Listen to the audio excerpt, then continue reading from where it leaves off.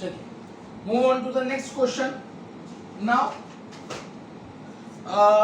अगला question now. Next question will be question number 39 in your study package. Question number 39 of your study package. मैं इसी समय question लिखता हूँ. It's a conceptual question. We are given with 4 solutions.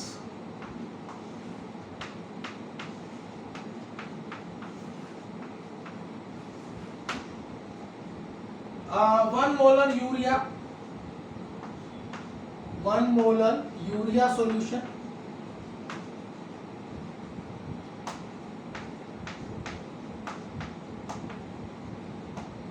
Second is 1 molar NaCl solution.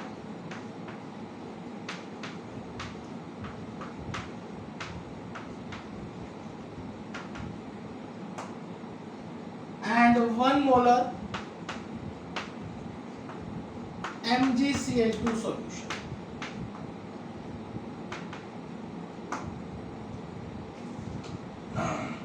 And 1 molar K3FeCN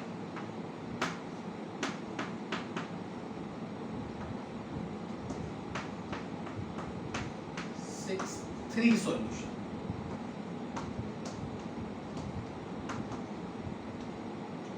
Arrange them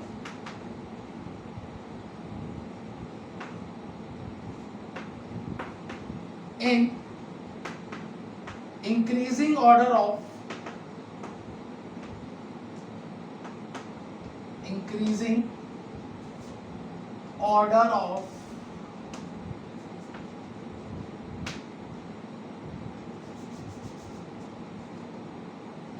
first A part delta TB, B part TB, C part delta TF, D part TF. उसके बाद E part relative lowering in vapor pressure,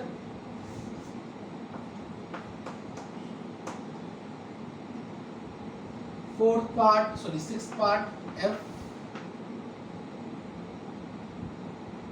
osmotic pressure, and G is vapor pressure of solution. Yes. Again a question having 7 parts. अब increasing order में arrange करना है. देखिए these are all solutions. ये हमारे पास कुछ सॉल्यूशंस गिवन है. 1 molar urea solution, चारों की कंसंट्रेशन सेम है. अब 1 molar urea is a non electrolyte. ये ना तो डिसोसिएट होगा ना एसोसिएट होगा. NaCl is an electrolyte. यह डिसोसिएट होगा और डिसोसिएट होकर 2 पार्टिकल्स देगा. NaCl का एक पार्टिकल डिसोसिएट होकर 2 पार्टिकल देगा. N की वैल्यू 2. MgCl2 भी एक इलेक्ट्रोलाइट है. यह भी डिसोसिएट होगा और डिसोसिएट होकर एक पार्टिकल 3 पार्टिकल्स देगा. और K3FeCN6 यह भी एक इलेक्ट्रोलाइट है. यह भी डिसोसिएट होगा और डिसोसिएट होकर 4 पार्टिकल्स देगा. एक पार्टिकल K3FeCN6 का डिसोसिएट होकर 4 पार्टिकल देगा. मतलब number of solute particles will be maximum for K3FeCN6. Number of solute particles सबसे ज्यादा किसके होंगे? K3FeCN6 के. Number of solute particles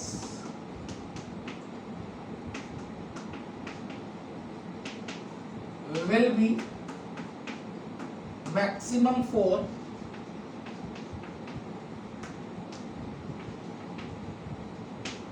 K3FeCN6.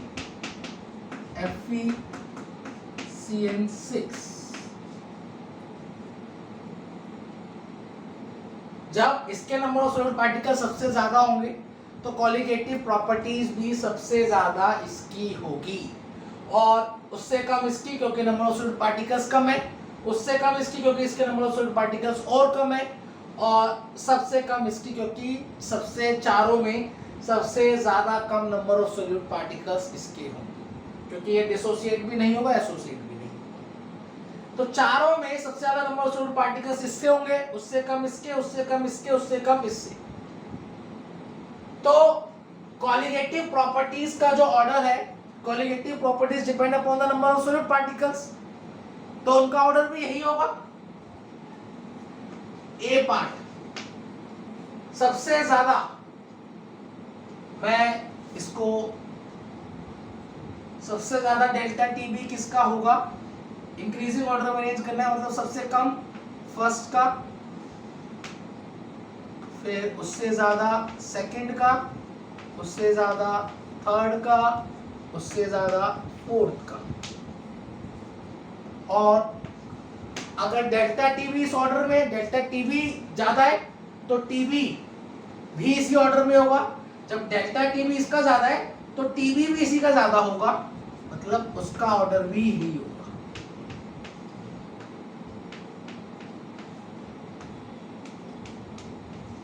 In fact जितने भी कॉलिगेटिव प्रॉपर्टीज है उनका ऑर्डर यही होगा। डेल्टा टीएफ का relative lowering in vapour pressure, मैं सभी का ऑर्डर लिखता हूं, सी का भी ऑर्डर सेम होगा,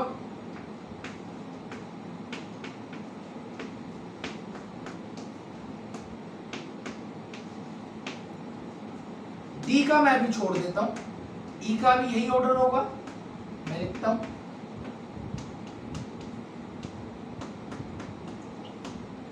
एफ का भी यही ऑर्डर होगा,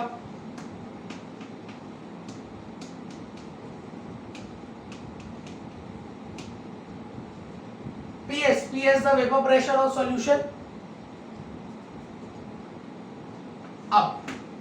अब ध्यान से सोचिए,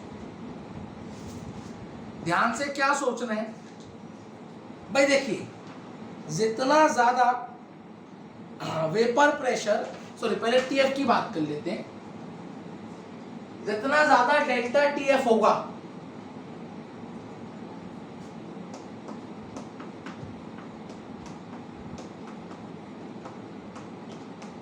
delta TF is given by that expression. अब जिसका ज्यादा डेल्टा टीएफ होगा उसका फ्रीजिंग पॉइंट और कम हो गया होगा, जिसका ज्यादा डेल्टा टीएफ होगा उसका फ्रीजिंग पॉइंट सबसे कम होगा और कम हो गया होगा। तो फ्रीजिंग पॉइंट सबसे ज्यादा किसका रहा, सबसे ज्यादा फ्रीजिंग पॉइंट रहा फर्स्ट वाले का, क्योंकि इसका डेल्टा टीएफ क्या है, कम है। डेल्टा टीएफ कम है मतलब डेल्टा टीएफ ज्यादा है। मैं लिखता हूं इसके लिए ऑर्डर,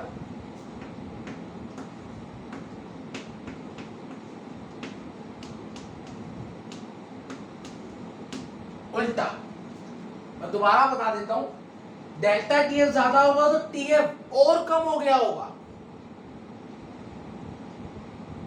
और कम हो गया होगा मतलब सबसे कम होगा, माइनस में होगा, -20 -30। सबसे कम फ्रीजिंग पॉइंट किसका होगा, इसका होगा, इसका फ्रीजिंग पॉइंट सबसे कम होगा। सबसे ज्यादा फ्रीजिंग पॉइंट किसका होगा, इसका 1 मोलर यूरिया का होगा। सबसे बड़ा ग्रेटर फ्रीजिंग पॉइंट किसका है, इसका, लिख दिया। Similarly vapour pressure of the solution, अब जब relative lowering in vapour pressure इस ऑर्डर में है तो जो वेपर प्रेशर ऑफ सॉल्यूशन किस ऑर्डर में होगा, बिल्कुल that will be in that order।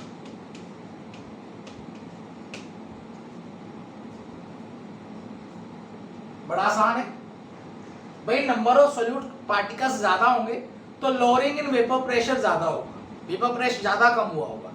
Vapour pressure अगर ज्यादा कम हुआ होगा तो जो सॉल्यूशन है उसका वेपर प्रेशर क्या होगा, कम होगा। अब यूरिया का लोअरिंग इन वेपर प्रेशर ज्यादा नहीं है, क्योंकि कॉलिगेटिव प्रॉपर्टी ज्यादा नहीं है, नंबर ऑफ सोल्यूट पार्टिकल्स ज्यादा नहीं है, उस वजह से कॉलिगेटिव प्रॉपर्टी ज्यादा नहीं है, मतलब लोअरिंग इन वेपर प्रेशर ज्यादा नहीं हुआ है। तो इसका जो सॉल्यूशन होगा उसका वेपर प्रेशर अच्छा खासा होगा। जबकि इसका Fe3CN6 का नंबर ऑफ सोल्यूट पार्टिकल सबसे ज्यादा है, कॉलिगेटिव प्रॉपर्टी सबसे ज्यादा होगी, लोअरिंग इन वेपर प्रेशर सबसे ज्यादा होगा, सबसे ज्यादा वेपर प्रेशर कम हो गया होगा। और जब वेपर प्रेशर सबसे ज्यादा कम हो गया होगा तो वेपर प्रेशर कम होगा ना सॉल्यूशन का, तो सॉल्यूशन का वेपर प्रेशर कम हुआ तो क्या सबसे कम होगा, उससे ज्यादा, उससे ज्यादा, उससे ज्यादा। That is a conceptual question. You please copy down fast, फटाफट कॉपी कर लिया जाए, फिर मैं इसी समय एक क्वेश्चन और डिस्कस करता हूं फास्ट।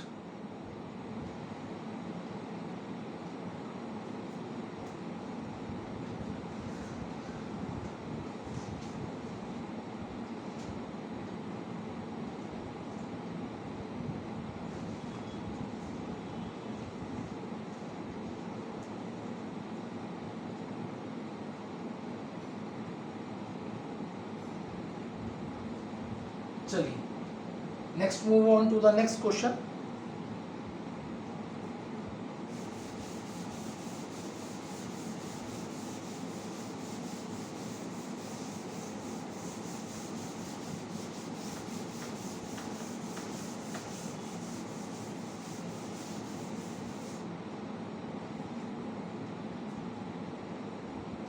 एक और numerical problem from your study package, problem number 44। Please open it, start doing it. Problem number 44।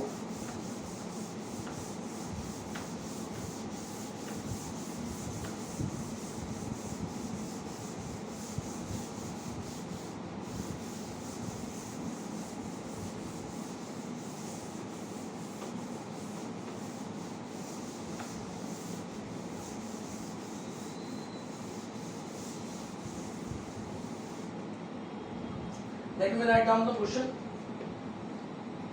Question says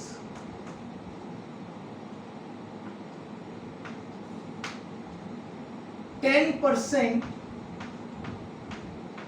weight by volume solution of cane sugar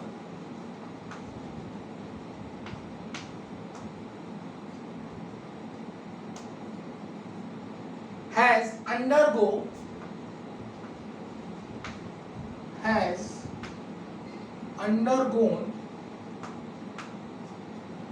partial inversion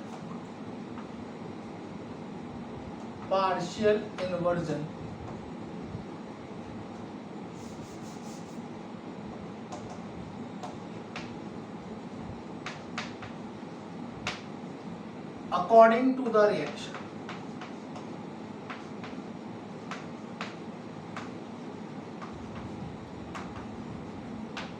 एक रिएक्शन के according partial inversion हुआ है। If the boiling point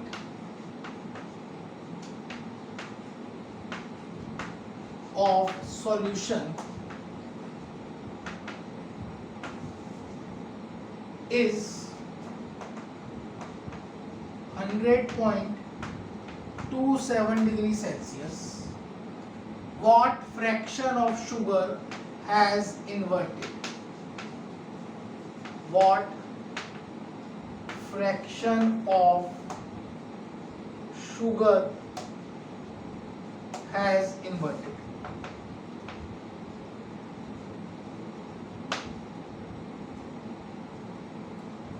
question को ध्यान से पढ़ लिया जाए। एक 10%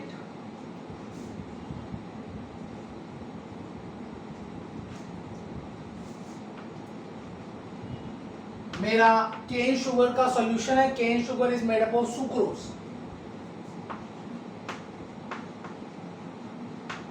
उसका पार्शियल इन्वर्जन हो रहा है।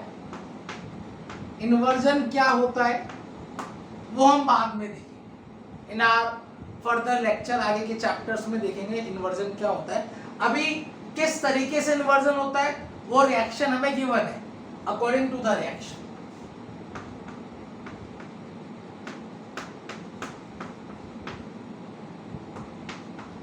हम इस डिटेल में नहीं जाएंगे, बस इतना समझ लीजिए इस रिएक्शन को कहा जाता है इन्वर्जन रिएक्शन। इस रिएक्शन के अकॉर्डिंग केन शुगर का इन्वर्जन होता है। सुक्रोज को वाटर से ऐड कराने पर ग्लूकोज और फ्रक्टोज मिल जाता है। और इस सॉल्यूशन का बॉइलिंग पॉइंट है 100 डिग्री सेल्सियस। तो हमें बताना है कितना फ्रैक्शन या कितना शुगर इन्वर्ट हुआ होगा, कितना सुक्रोज का इन्वर्जन हुआ होगा। डिग्री ऑफ इन्वर्जन बताना है। वहां पर कुछ क्वेश्चंस में डिग्री ऑफ डिसोसिएशन बताना होता था अल्फा, यहां पर डिग्री ऑफ इन्वर्जन बताना है। ठीक है, कोई दिक्कत नहीं है। हमारे पास 10% weight by weight volume given है, तो मैं सबसे पहले इस डाटा से कुछ निकाल लेता हूं। वॉल्यूम परसेंटेज गिवन है वेट बाय वॉल्यूम कितनी, 10%, मतलब means 10 gram of solute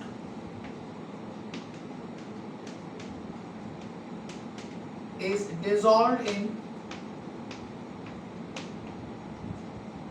100 ml of water.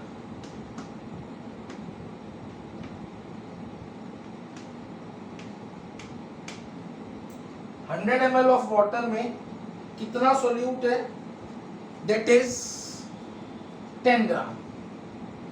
तो हम कहेंगे कितने मोल्स ऑफ सोल्यूट हो गए। सोल्यूट, सुक्रोज का मोलिकुलर मास 342 होता है, molecular mass of sucrose is 342। मैं लिख देता हूं,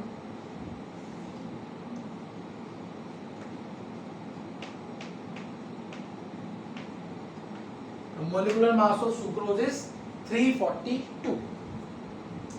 अब कितने मोल्स हो गए, 10/342 moles of solute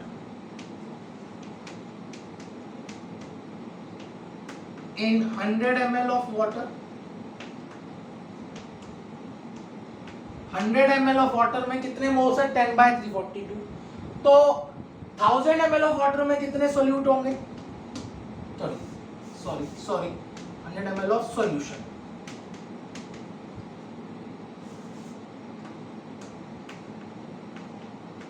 volume percentage की डेफिनेशन क्या थी, gram of solute present in 100 ml of solution. जितने सोल्यूट के ग्राम प्रेजेंट है 100 ml ऑफ सॉल्यूशन में, दैट इज वॉल्यूम परसेंटेज। तो 10% का मतलब 10 gram of solute is present in 100 ml of solution. 10 ग्राम मतलब 10/342 moles of solute is present in 100 ml of solution. मतलब 1000 ml में कितने होंगे, तो 100/342 moles of solute in 1000 ml of solution। लीजिए यहां से मेरे पास आ गई मोलैरिटी, मोलैरिटी विल बी 100/342।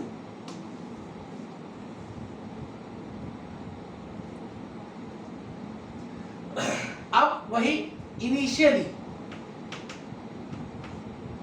कितने मोल्स मैंने मान लिए, ए मोल्स मान लिए, रिएक्शन स्टार्ट ही नहीं हुए तो 0।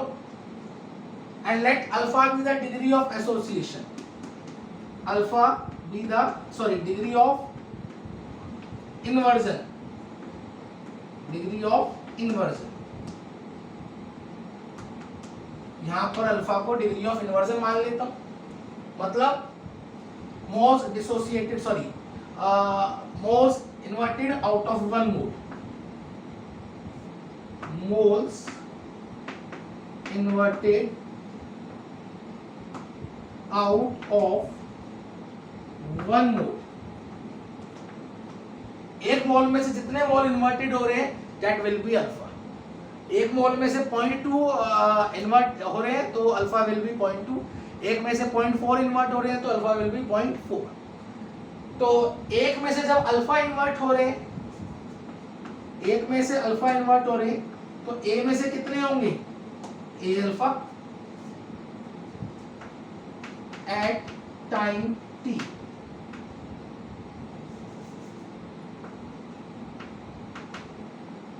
टाइम टी पर कितने मोल इन्वर्टेड हो गए, a alpha a alpha a alpha. कितने बच गए,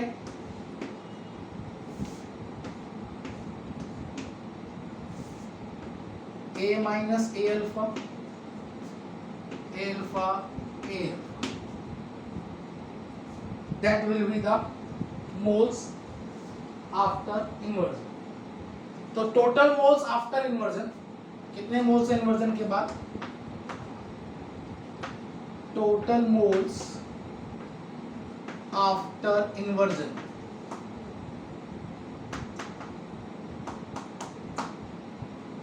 A minus A alpha plus A alpha plus A alpha, that's come out to be A 1 plus alpha.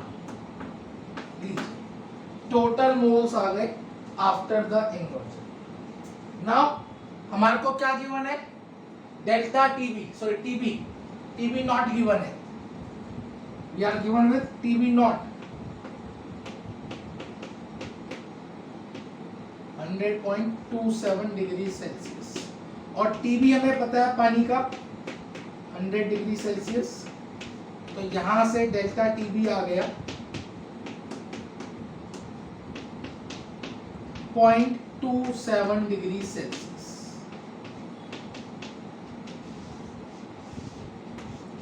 Observe it, delta TB आ गया। Now हम जानते हैं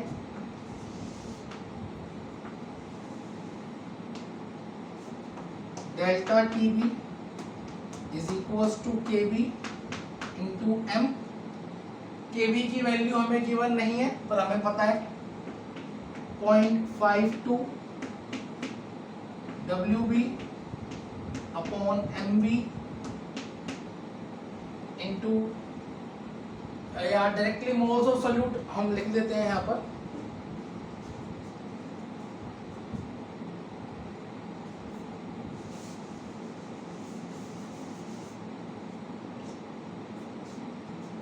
moles of solute upon weight of solvent।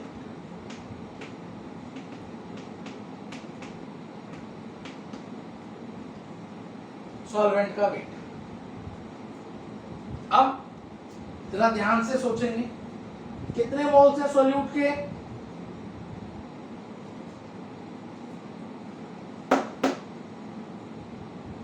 Molarity कितनी थी? 100/342, that is the moles. इतने moles हमने लिए थे 100/42।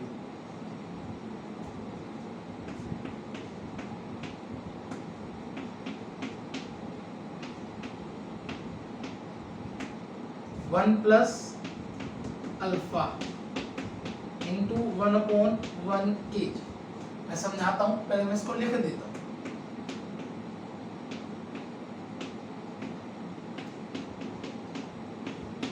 देखिए इनिशियली कितने मोल्स थे? 100/342 मोल्स इन 1 लीटर थे, और 1 लीटर मतलब 1 kg भी मान सकते हैं। 1 लीटर को अप्रोक्सीमेटली इक्वल्स टू 1 kg। तो यहां से मोलैरिटी भी क्या आ जाएगी? 100/342 आ जाएगी। मैं लिखता हूं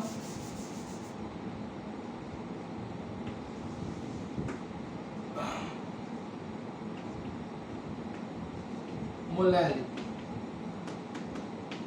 100/342।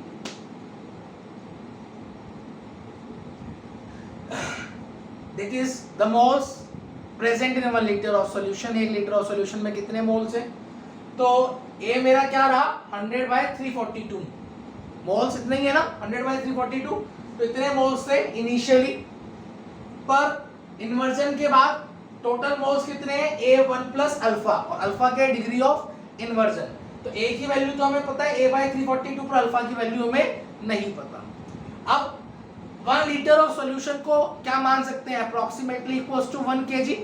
तो यहाँ पर वेट ऑफ सॉल्वेंट 1 kg लिख दिया, मोल्स ऑफ सॉल्यूट यहां से लिख दिए 100/342 1 प्लस अल्फा। डेल्टा टीबी हमें पता है 0.27 डिग्री सेल्सियस। सॉर्ट आउट कर लेते हैं इसको। 0.27 342 upon 52 is equals to 1 plus alpha. तो यहां से मैं इसको इसी समय सॉर्ट आउट कर लिख देता हूँ. It will come out to be 0.27 into 342, 0.27 into 342 divided by 52. That's come out to be 1.77. 1.77 is equals to 1 plus alpha and alpha is equals to 0.77. ये लीजिए अल्फा आ गया degree of inversion. Fraction of sugar is inverted ये पूछा कितना sugar invert हुआ है, तो एक में से 0.77 मोल्स इन्वर्टेड हो चुके हैं, इतना इन्वर्जन हो चुका है. That's all about two. आज के दिन हमने कुछ एडवांस लेवल के न्यूमेरिकल प्रॉब्लम्स डिस्कस करें. That is again a very very important question. अक्सर इस तरह के क्वेश्चंस मैनी टाइम्स पहले कॉम्पिटिटिव एग्जाम्स में पूछे जा चुके हैं. एक बार दोबारा बता देता हूं. सबसे पहले मैंने मोलैरिटी निकाला वॉल्यूम परसेंटेज से, इतने मोल्स प्रेजेंट इन 1 लीटर. फिर मैंने कहा alpha the degree of inversion and moles inverted out of 1 मोल. एक मोल में जितने मोल इन्वर्टेड हो रहे हैं that is alpha. Initially moles कितने हैं, A 100/342. जब रिएक्शन स्टार्ट नहीं हुई है 0 तो एट टाइम t पर A अल्फा हो जाएंगे और इधर A अल्फा. कितने बचे, A minus A alpha. Total moles after inversion add कर दिए सभी को, कितने आ गए, A 1 प्लस अल्फा. A की वैल्यू हमें पता है 100/342, 1 प्लस अल्फा की वैल्यू नहीं पता. TB नॉट हमारे क्वेश्चन में गिवन था, TB हमें पता है, डेल्टा TB आ गया 0.27. डेल्टा TB का फॉर्मूला है Kb into m, वैल्यू उसको सब्स्टिट्यूट कर दिया. डेल्टा TB की Kb की molarity moles of solute upon weight of solvent. Moles of solute ये रहे, वेट ऑफ सॉल्वेंट 1 kg. कैसे माना, मोलैरिटी कितनी है 100/342 इन 1 लीटर, तो 1 लीटर को अप्रोक्सीमेटली मान लिया 1 kg. यहां से sort out it and get the value of alpha. यहां से हमारे पास अल्फा की वैल्यू आ गई, that is 0.77. And that's all about today. आज के लिए काफी है. आज हमने कुछ बेहतरीन कुछ एडवांस लेवल की प्रॉब्लम्स को सॉर्ट आउट करा है. ठीक है, आज के लिए काफी है. In my next lecture will discuss some और numericals based on this topic. अब हम कुछ ऑस्मोटिक प्रेशर के ऊपर प्रॉब्लम्स को डिस्कस करने की कोशिश करेंगे. ठीक है, आज के लिए काफी है. Bye bye.